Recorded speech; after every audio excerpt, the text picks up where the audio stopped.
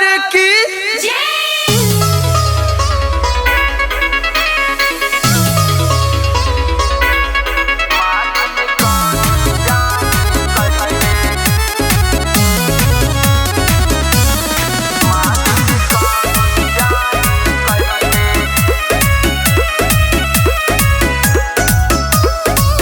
झुलुआ लगई है निमिया डरिया की झूली है महतरिया की भैरो के दुलरिया नूरे मालिन कामी जानी करी है सेवा कैया की आवा ताड़ी मैया नूरे मालिन कामी जानी करी है सेवा कैया की आवा ताड़ी मैया नूरे।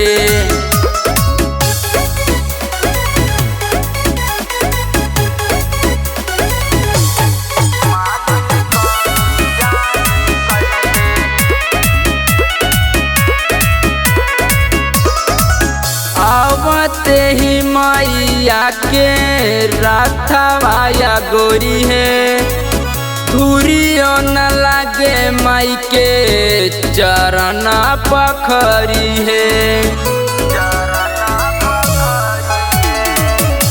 आवते ही मैया के राथवाया गोरी है धुरियो न लागे माई के चरण पखरी है।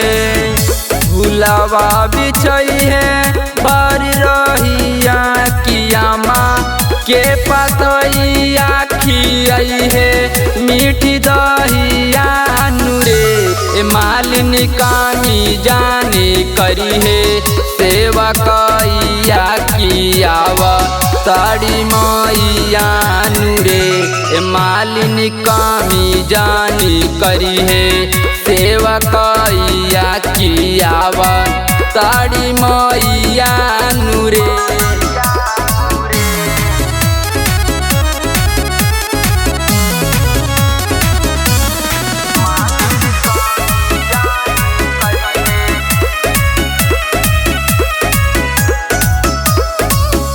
आवते ही उनका धन्य हो जाई धरतिया जाई के उतार रे मालिन माई के यारतिया।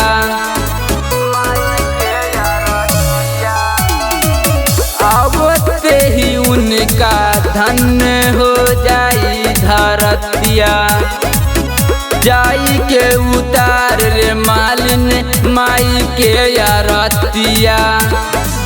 सासी आदित्य के अंग नैया पधरी है जब मैया डोलेला निम पतैया नूरे मालिन कामी जानी करी है सेवा कैया की आवा ताड़ी मैया नूरे मालिन कामी जानी करी है सेवा कैया की आवा ताड़ी मैया।